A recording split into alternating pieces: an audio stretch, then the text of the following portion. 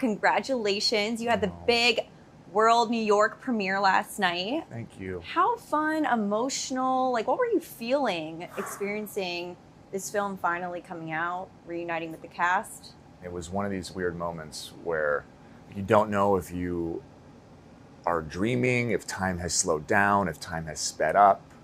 And it was just like, this intersection of all of these feelings, and just to be there with everybody and to, sit in the audience and to hear people applaud and to hear people gasp at the right times. And, you can hear people crying at the right times.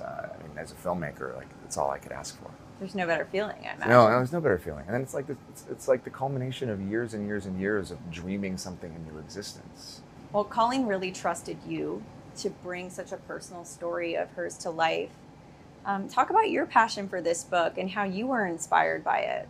Yeah, so in 2019, I was sent the book by my book agent, and I was looking for films for our company, Wayfair Studios, and we had just started the studio, that could speak to the human experience, that could be, one, commercially viable, because of course we want to make money, but more than that, could share some deep truth that could maybe help a group of people feel seen, or reach into somebody's heart and inspire them to make a change in their life. Because that's what matters. That's why, for me, that's why I'm in this business. That's why I want to be a storyteller, because those are the movies that impacted me. And so I was sent this book, and I'd never read a romance novel before, so I'm sure I had some reservations or judgments about it. But that's really hard to believe. Let me just say that, because everything was so on point as a romance fanatic. Well, I love romance. I'm a hopeless romantic. Romance is everywhere in my life, but I had never read a romance novel, and I didn't understand why. And I'm sure a part of that has to do with my unconscious subscription to the man box, and I shouldn't, that's not manly. But I read this novel, and I couldn't even finish it. I remember in the scene. There's a hospital scene. I don't want to give any spoilers, but there's a hospital scene towards the end of the movie where Lily makes a very difficult decision. And I remember not being able to read the words because I was crying so much. I had to put the book down. And by the time I finished the book, I was so deeply touched by Lily's story and her bravery and her resilience. And it made me think about and reflect on my own life and the kind of man that I am and want to be, and the parts of me that maybe I haven't even acknowledged exist. And then I thought about all the women that are like Lily Blooms in the world. And I figured if I could be this touched by a story, I could only imagine what this could do for so many people. So, were there any nerves or hesitation knowing how passionate, how diehard fans of the book are making this into a movie? Oh, of course. Absolutely. I wouldn't be human if I didn't have the nerves or the reservations. But it wasn't it wasn't a fear of getting it right or wrong. It was I had nerves because I cared so deeply about the women and the people that go through this every day, and I wanted to make sure I did their story justice. I wanted it to be truthful, and that's what drives all of this. And so at the end of the day, it was because I cared. Right. And this was your first time starring and directing. Yeah, what was I thinking? A film. How do you even direct yourself? That's what was going through my mind, because you just nailed it, every scene. You surround yourself with people that are smarter than you. I had an incredible team and an incredible group of women around me. And honestly, directing myself, a lot of that had to do with the brilliance of Blake Lively and being able to act with this powerhouse and react in real time. And she was so generous as an actress. And there were so many times where she would whisper something to me, and it would really change the way that I thought about something. And also, what was so interesting is that I only have so much of an ability to be objective when I am in that role. And Ryle's such a complex character. I didn't want to just jump in and out. And so there were times when I was trying something because I didn't know exactly how far I wanted to take an emotion or a feeling with Ryle. And as I would try something in a scene, I would watch as Ryle, Blake playing Lily, react in a way that I didn't see before. And then I was able to go, oh, I went too far. And then I could pull it back because she's such a wonderful listener. So having her as a scene partner just, you know, made me better. There's actually a clip going around, I don't know if you've seen it on Instagram, where you two are in the street and it's where you really kissed for the first time, and she's, you know, sort of showing you, like pulling you into her and showing you how to embrace her. Yeah. And people are loving that. Yeah, I mean, look. Seeing the collaborative effort. I don't think people realize how involved she was in this movie. When she's a producer on the film from the beginning to the end.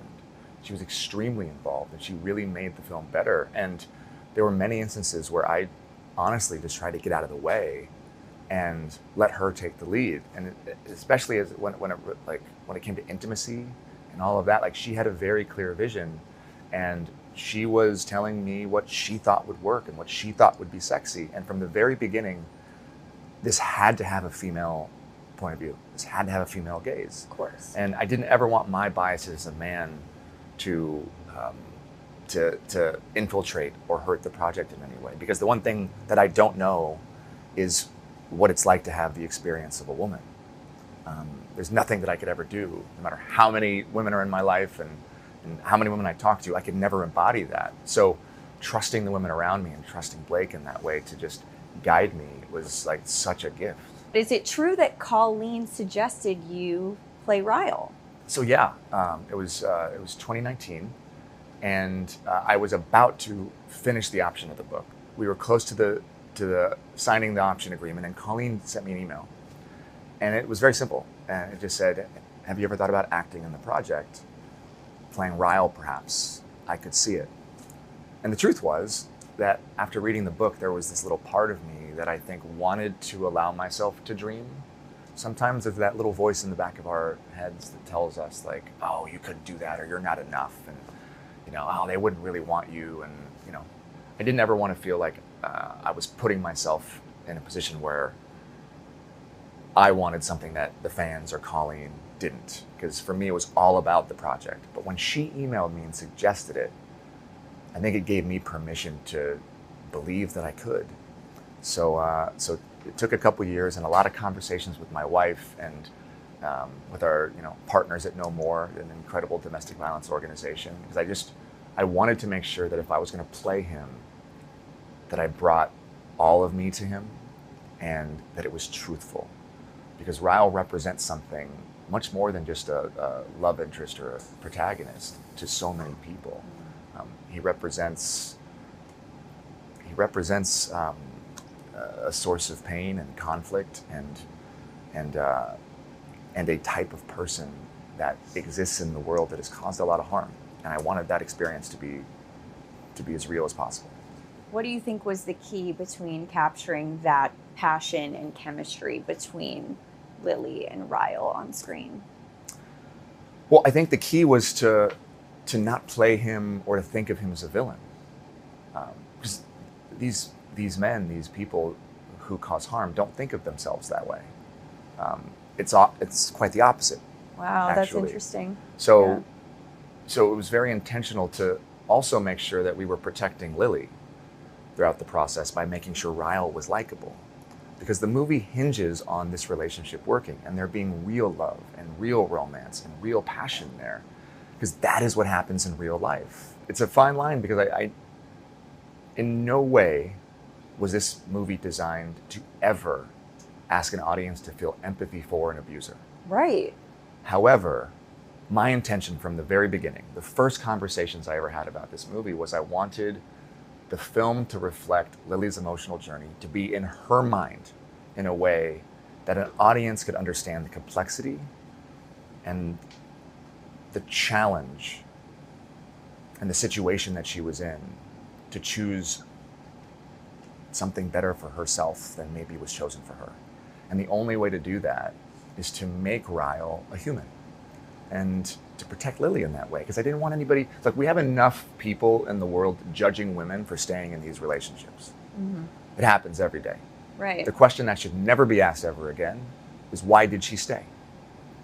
And really, this movie is a response to that question. Because instead we need to be asking ourselves, well, why do men harm? Why did he do that? Why did nobody keep him accountable? And so, like, if we're thinking about changing the question itself, then we have to make sure that people understand why they do stay visually. And that's really what this movie is about. And it's about love, and it's about hope, and it's about romance, and it also answers that question, so we don't have to ask ourselves it anymore. So Colleen said that she didn't allow herself to be excited about Blake playing Lily until they were literally on set. What was your reaction when you found out that Blake was cast as Lily? Oh, I remember. So, you know, I flew to New York and had like a 3-hour meeting with Blake. And we kind of joked about like how long the meeting was. And right afterwards, I just said, "You are Lily. I'd be so honored if you would consider it." And I remember when she finally said yes, we had a call with Sony. It was like this FaceTime call with the casting director and Anj, who was our executive, and everybody was like screaming. And that was the energy around her saying yes, and we were just so grateful. And she plays a mom in this film. She even has a very powerful birth scene. Were Ryan and her kids on set at all? Yeah, she was always surrounded by her children, which was so sweet. It was a very family-friendly set, and my kids came to visit, and yeah, she always had her children around, and yeah, and I love that you acknowledge the birth scene. You know, that birth scene. Oh my gosh! I've seen so many bad birth scenes. I agree with you on that one. And it's always something that bothers me. It's like you see like the women screaming and like the doctor running in, and like there's this like stereotype of what, I don't know, like what we've turned birth into in cinema. And that was not like the experience. Traumatic, yeah. You know, painful. It was not the, and to some it is. I want to acknowledge that to many women it is, and yet at the same time it's beautiful because you're giving life. But you know, for me and my wife, we had a beautiful experience with birth. While it was also painful. I mean, my wife was in labor for 36 hours, and so I wanted that birth scene to feel so real and beautiful. And something that like we haven't seen before. So we found like the youngest baby I think has ever been on set. Wow. This was like a 14-day-old baby, and it was the exact cutoff of what is allowed legally. And we posted on social media. We were trying to find a baby that was brand new, because you know you always see like these 3-month-old babies show up, and you're like, how was that possible? And they skipped ahead. So that scene was we wanted it to be romantic also, because it was important at that point, after we've seen everything that Ryle's done, these unforgivable, terrible things, the reality that so many women face when they give birth to their abusive partners is, but there's still love there. And they created this new thing, and that adds a whole new layer of complexity, which is what puts the audience and Lily in the situation of not knowing what she's gonna do. And us having to like wonder, like, what's gonna happen? Is she gonna forgive him? Is she not gonna forgive him? How do I feel about me maybe wanting her to forgive him? No, she can't forgive him. And my prayer was if I could get the audience to feel that at that point in the movie, then I knew the movie would work. Oh, I was completely torn at a crossroads. I was like, which way is she gonna go with this? And the fact that you were torn speaks to the complexity and the reality of what so many millions of women experience every single day. And putting ourselves in Lily's POV in that way then forces us to ask ourselves, how do we feel about it? Well, why are we almost wanting her to forgive him? That's not okay, because what he did is unforgivable. And this is what makes the film truthful to the experience that so many of these women have. I heard that Reynolds wrote a scene for the film. Is that true? Look, I think that I'm pretty sure that everybody at some point wrote something for the film. And yeah, Ryan, Blake, and I was just so grateful that there's so many collective heads going in to try to make something so beautiful. Do you remember which scene? He wrote on a few scenes, I believe, and suggested a lot of things that made the movie better. I mean, the guy's a creative genius, and they work so well together. And yeah, I mean, look, everything she touches, she made better. What was the secret to having two Lilies? So having two Lilies was something that was really important to me. As we were developing the book early on, we talked about, how we were going to have this timeline jump. And something that was really important to me was to have two different people playing these roles. And that was one of the reasons we aged up the characters. It's not something that I've talked a lot about or that people know much about. And that is because I've always believed that the person we were when we were 17 is not the person we are when we're 29 or 30 or 32. And I wanted that to be so apparent. I never wanted an audience member to see, as an example, Blake Lively playing her younger self or another actress playing her younger self. I really respect that decision. And the casting was, Isabela and Blake.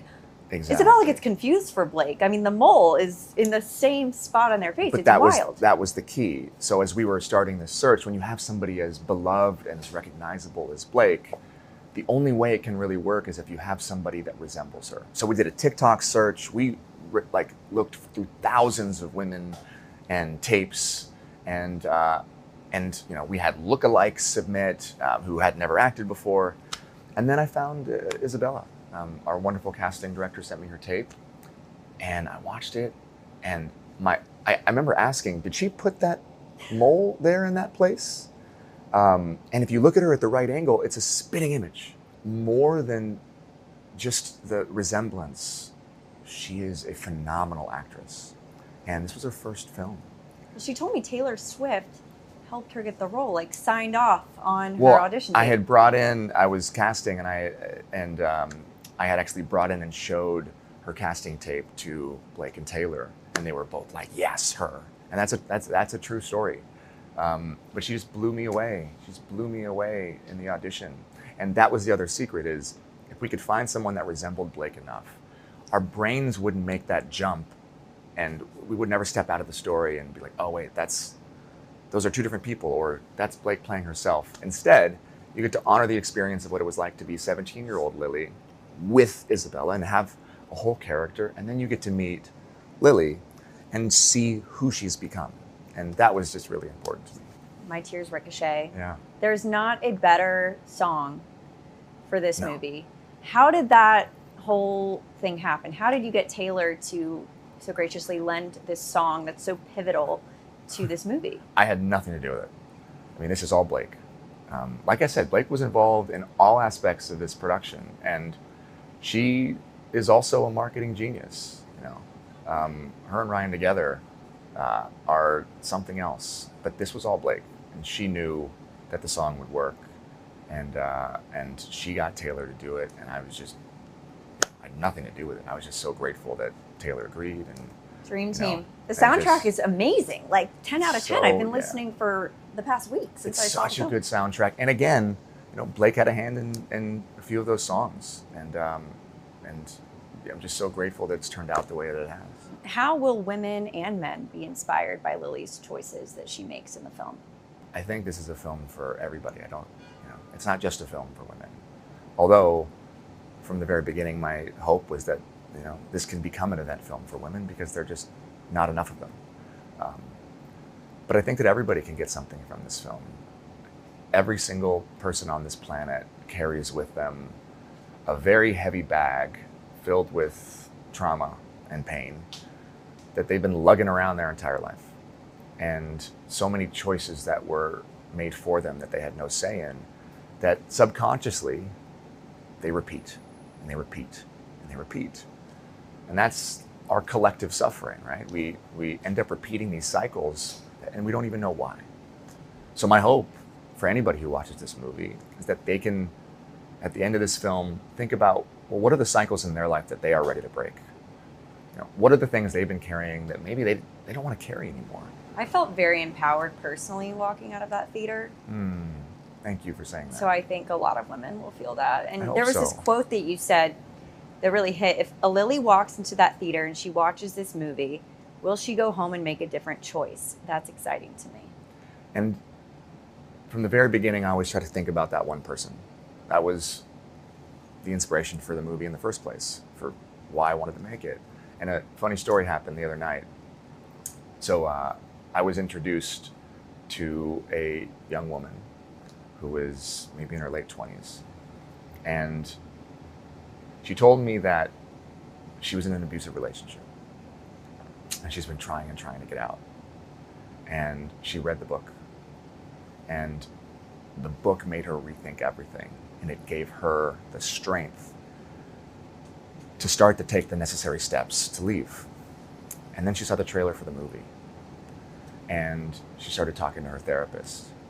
And she told me that this was at a screening, that she wanted to come to the screening because she was hoping that the movie would give her the strength to finally leave.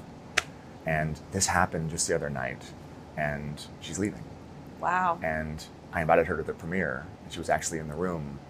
And I didn't want to say her name or call her out, but she was why I made the movie. And if it's just that one, then it was worth it. But my feeling is, because this is happening to so many people,